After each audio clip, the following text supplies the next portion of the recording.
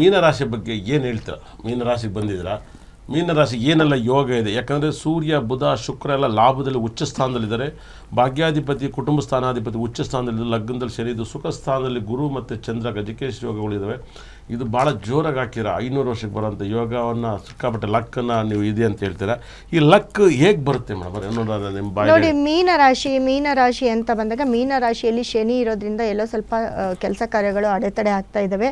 ಆದರೆ ರಾಶಿಯಾಧಿಪತಿ ಗುರು 4ನೇ ಮನೇಲಿ ಇರ್ತಾರೆ. ಮತ್ತು ಇನ್ನೊಂದೇನಪ್ಪ ಅಂತಂದರೆ ರಾಶಿಗೆ 12ನೇ ಮನೆಯಲ್ಲಿ ಈ ಒಂದು ತಿಂಗಳು ಎಲ್ಲೋ ಒಂದು ಸ್ವಲ್ಪ ಕಷ್ಟ ನಷ್ಟಗಳನ್ನ ಅನುಭವಿಸ್ತಾರೆ ಮೀನರಾಶಿಯವರು. ಅದು ಬಿಟ್ಟರೆ 500 ವರ್ಷಗಳಿಗಾಗಿರೋ ಅಂತಹ ಯೋಗ ಕೂಡ ಮೀನರಾಶಿಯವರಿಗೆ ಬರುತ್ತೆ. ಅವರು ಎಂಥ ಪ್ರಾಬ್ಲಮಲ್ಲಿ ಇದ್ದರೋ ಆ ಪ್ರಾಬ್ಲಮ್ ಎಲ್ಲವೂ ಕ್ಲಿಯರ್ ಆಗ್ತಾ ಹೋಗುತ್ತೆ. ಯಾಕಂದರೆ ಸೂರ್ಯ ಬುಧ ಶುಕ್ರ ಕುಜ ಎಲ್ಲರೂ ಮೀನರಾಶಿಗೆ ಬರ್ತಾರೆ. ಮಾರ್ಚಿಂದ ಇವರ ಯೋಗನೇ ಬದಲಾಗ್ತಾ ಹೋಗುತ್ತೆ.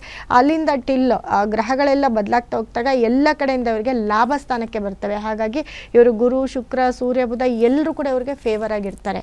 ಹಾಗಾಗಿ ಇವರು ಮೀನರಾಶಿಯವರು ಎಂಥ ಕೆಲಸ ಕಾರ್ಯ ಮಾಡಿದ್ರು ಅದರಿಂದ ತುಂಬ ಲಾಭವನ್ನು ನೋಡ್ತಾರೆ. ರಾಜಯೋಗನೆ ಅಂತ ಹೇಳ್ಬೋದು. ಅದರಲ್ಲೂ ಫೆಬ್ರವರಿ ಮುಗಿಸ್ಕೋಬೇಕು ಅವರು, ಮಾರ್ಚ್ ತುಂಬ ರಾಜಯೋಗ ಮೀನರಾಶಿ ಇದೆ ಅಂತ ಹೇಳ್ತಾ ಇದ್ದೀರಾ. ಖಂಡಿತ ಅಲ್ಲಿ ಕೂಡ ಇಷ್ಟ ತನಕ ಈ ಕಾರ್ಯಕ್ರಮ ಮಿತಾ ಕ್ರಿಸ್ಟಲ್ ನಿಮ್ಮ ರಾಜ್ಯ ಲೇಡೀಸ್ ಸೂಪರ್ ಸ್ಟಾರ್ ಅಂತ ನಾನು ಹೇಳ್ತೀನಿ. ಏನು ಹೇಳ್ತೀರಾ ನಾಡಿನ ಜನತೆಗೆ? ಈ 1 ಅವರ್ ನಿಮ್ಮ ಜೊತೆ ಕೂತು ನೋಡಿದ್ದಾರೆ, ಅವ್ರಿಗೆ ಏನು ಹೇಳ್ತೀರಾ? ಎಲ್ಲರಿಗೂ ಕೂಡ ನೋಡಿ, ಈ 1 ಅವರು ನಾನು 2026ರ 12 ರಾಶಿಗಳ ಒಂದು ಭವಿಷ್ಯವನ್ನು ಪ್ರೆಡಿಕ್ಷನ್ ಮಾಡುವಂಥ ಒಂದು ಯೋಗವನ್ನು ಒಂದು ಟೈಮನ್ನು ಮಾಡಿಕೊಟ್ಟಿದ್ದಾರೆ. ಅದು ಗ್ಯಾರಂಟಿ ನ್ಯೂಸ್ ಅವರಾಗಿರ್ತಾರೆ. ಮತ್ತು ಇವರು ಆರ್ಯವರ್ಧನ್ ಸರ್ ಅವರಾಗಿದ್ದರು ಕೂಡ ಈ ಒಂದು ಟೈಮು ನನಗೆ ಕೊಟ್ಟು ನನ್ನ ಬಾಯಲ್ಲಿ ಹೇಳಿಸ್ತಿದ್ದಾರೆ. ಹಾಗಾಗಿ ಎಲ್ರಿಗೂ ಇದಕ್ಕೆ ನಾನು ಚಿರಋಣಿಯಾಗಿರಬೇಕು ಅಂತ ಹೇಳ್ತೀನಿ. ಇದಕ್ಕೆ ಧನ್ಯವಾದಗಳನ್ನು ಕೂಡ ತಿಳಿಸ್ತಾ ಇದ್ದೀನಿ. ಮತ್ತು ಇಷ್ಟೊತ್ತು ನೋಡಿರೋ ಎಲ್ಲ ಕರ್ನಾಟಕದ ಜನತೆಗೂ ಕೂಡ ನನ್ನ ಒಂದು ಧನ್ಯವಾದಗಳನ್ನು ತಿಳಿಸ್ತಾ ಇದ್ದೀನಿ.